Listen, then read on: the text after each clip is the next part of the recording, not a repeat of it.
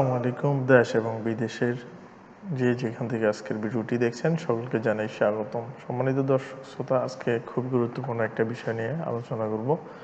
সংযুক্ত আরব আমিরাতের প্রবাসী যারা আছেন এবং বাংলাদেশ থেকে যারা দেখছেন সকলকে রমজানের শুভেচ্ছা জানিয়ে আজকের ভিডিওটি শুরু করছি।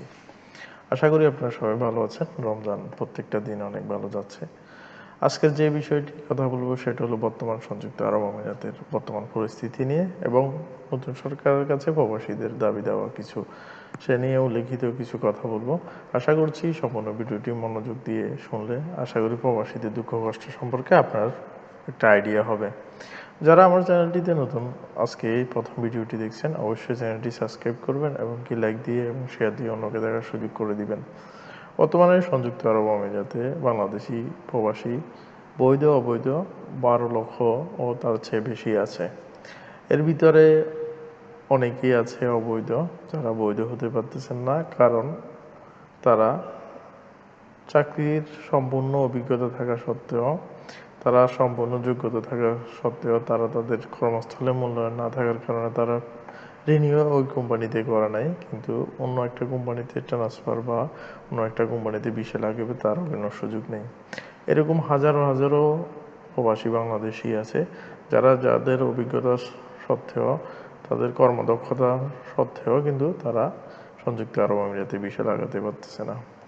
ইভেন অনেক লোক আছে যারা বিদেশে বর্তমানে লাইসেন্স করে বিভিন্ন ব্যবসা বাণিজ্য করতেছে, কিন্তু লোকের জন্য তাদের ব্যবসা বাণিজ্যগুলো চলতেছে না।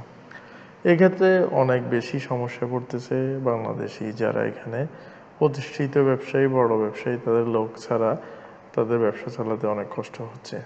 বিগত দিনে সংযুক্ত আরব আমিরাতের যে সকল আপনার সরকার বাংলাদেশের ছিল সংযুক্ত আরব আমিরাতের ভিসা নিয়ে বা ভিসা পরিস্থিতি নিয়ে কোনোরকম ও তো সাফল্যজনিত কোনো কাজ করতে পারে নাই।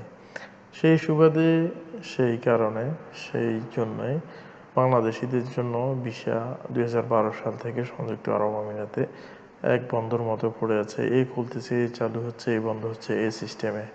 মাঝখান দিয়ে কিছু কিছু লোক ভিজিট ভিসা এসেই ভিসা লাগানোর পদ্ধতি ছিল, কিন্তু বর্তমানে তাও একবার টোটালে বন্ধ। বাংলাদেশিদের নর্মালি যে ভিজিটটা আছে সেটাও কিন্তু বন্ধর মতো।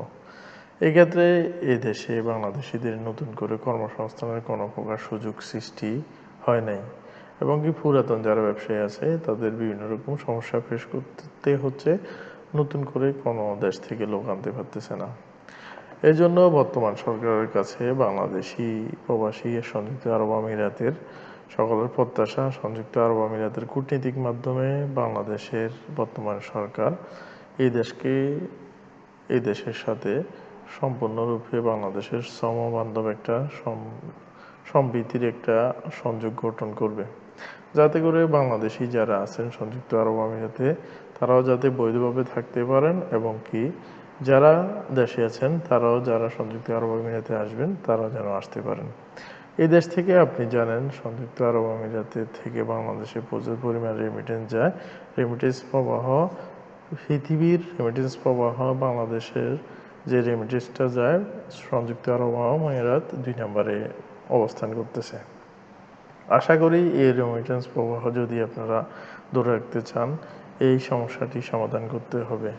দ্বিতীয়, প্রবাসীদের আরও কিছু দাবি দেওয়া আছে বর্তমান সরকারের কাছে, সেটা হলো দালাল মুক্ত কর্মসংস্থান পরিবেশ বা বিদেশে আগমনের পরিবেশ সৃষ্টি করা।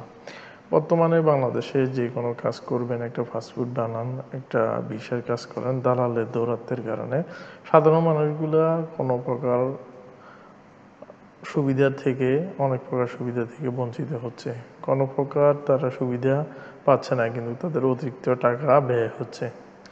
এই ক্ষেত্রে আপনার সরকারি ন্যূনতম যে রুল আছে তারা কিন্তু তা মানে না, অনেক সময় লোভনীয় প্রস্তাব দিয়ে মানুষকে বিভ্রান্ত করে। বর্তমান সরকারের কাছে আমাদের প্রবাসী যারা আছে সকলের একটাই আবদার যে সরকার এই দিক দিয়ে খেয়াল করবে, দালাল মুক্ত পরিবেশ সৃষ্টি করবে। দ্বিতীয় যে বিষয়টি সেটা হচ্ছে বর্তমানে বিমান টিকিটের দাম অনেক বেশি। বিমান টিকিটের কারণে বর্তমানে বাংলাদেশ থেকে কোনো একজন লোক আসতে অনেক ব্যয় বহন করতে হচ্ছে, যাতে বাংলাদেশে থেকে খুব সহজে বিমানে করে সংযুক্ত আরব আমিরাত সহ পৃথিবীর যে কোনো দেশে যেতে পারে সে ব্যবস্থা করে দিতে হবে এই সরকারকে। কারণ একটা দেশের যদি বিমান পরিবহন ব্যবস্থা আপনার অন্য দেশের তুলনায় বেশি হয় তাহলে এই দেশের বিমান পরিবহন ব্যবস্থা কখনোই উন্নতি হতে পারে না। বাংলাদেশ বিমানের কর্তৃপক্ষকে অবশ্যই মাথায় রাখতে হবে যে বাংলাদেশের হাজারো হাজারো প্রবাসী যারা বিদেশ থাকে তাদের রেমিটেন্সের কারণে বাংলাদেশ আজ $34 বিলিয়ন উপর দাঁড়িয়ে আছে। তো এই সুযোগগুলো কিন্তু বাংলাদেশের এই শ্রমজীবী মানুষগুলোই করতেছে, তারা কষ্ট করতেছে বিদেশে, তাদের টাকায় বাংলাদেশ $34 বিলিয়ন এখন বর্তমানে আছে। এখন এই মানুষগুলোর কথা অবশ্যই চিন্তা করবো, এই মানুষগুলো যাতে করে বিদেশে গিয়ে দেশের অর্থনৈতিক অবস্থা ভালো রাখতে পারে সেই ব্যবস্থা করতে হবে। তৃতীয়ত যে বিষয়টা, অনেক প্রবাসী আছে যারা 20, 25, 30 বছর প্রবাসী থেকে বাংলাদেশের অর্থনৈতিক রেমিটেন্স প্রবাহকে সামঞ্জস্যপূর্ণ রেখে যারা বাংলাদেশকে গতিশীল করতেছে, এরা অনেকেই কিন্তু এই বিদেশের মাটিতে মৃত্যুবরণ করে। এই প্রবাসীদের মৃত্যুবরণের পরে এই প্রবাসীদের লাশ কিন্তু বাংলাদেশে আসা হয় না, আত্মীয় স্বজনের টাকা তুলে চাঁদা তুলে আনতে হয়। এটা সম্পূর্ণ কিন্তু সরকার বহন করতে হবে। এটা এই জন্য করতে হবে, এটা সরকারের দায়িত্ব। কারণ একজন প্রবাসী দেশের জন্য, পরিবারের জন্য বিদেশে যায় এবং বিদেশে অর্থ কর্মসংস্থান করে নিজেকে কষ্ট দিয়ে পরিবারের কথা ভেবে এবং দেশের কথা ভেবে বৈধ উপায়ে তারা রেমিটেন্স পাঠায়। একটা সরকার, একটা দেশের দায়িত্ব ওই রেমিটেন্স যোদ্ধাদেরকে সম্পূর্ণ মূল্যায়ন করে তাদেরকে ওই সম্মানটুকু দেওয়া। যদি তারা মৃত্যুবরণ করে এখানে, তাদেরকে বিনা খরচে বিনা পয়সা যাতে এদেশে আনতে পারে এবং কি তাদের পরিবারকে সম্মানী বা যাতে যথেষ্ট একটা সম্মানী দিতে পারে সে ব্যবস্থা করতে হবে। চতুর্থত যে বিষয়টি সেটা হচ্ছে আপনার বৈদেশিক যে প্রবাস ফেরত যারা আছে তাদেরকে একটা কর্মসংস্থানের জন্য বিনা সুদে ঋণ প্রদান করতে হবে। কারণ প্রবাসে মানুষ যখন থাকে তখন দেশের কথা বা পরিবারের সমস্যার কথা ভাবতে ভাবতে অনেক প্রবাসী আছে যারা নিজের জন্য কিছু করতে পারে না, এবং অনেক কোম্পানি আছে যারা প্রবাসীদেরকে তুচ্ছ-তাচ্ছিল্য করে বিনা অপরাধে দেশে পাঠিয়ে দেয়। তখন তারা তাদের ঘর বা জায়গা জমি বিক্রি করে প্রবাসে যায়, তারা অনেক বিপদে পড়ে যায়। এইসব প্রবাসীদেরকে অবশ্যই সরকারের বিনা সুদে ঋণ দিয়ে এবং তাদের কর্মসংস্থানের দেশে ব্যবস্থা করতে হবে।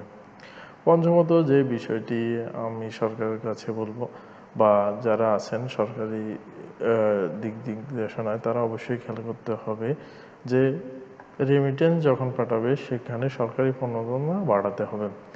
আশা করি এইসব বিষয়ে আপনারা অবশ্যই খেয়াল করবেন। প্রবাসীদের যারা উন্নত চিকিৎসা নিতে পারে, প্রবাসীদের ভিতরে যারা অসুস্থ তারা যাতে উন্নত চিকিৎসা নিতে পারে সে ব্যবস্থা অবশ্যই করে দিবেন।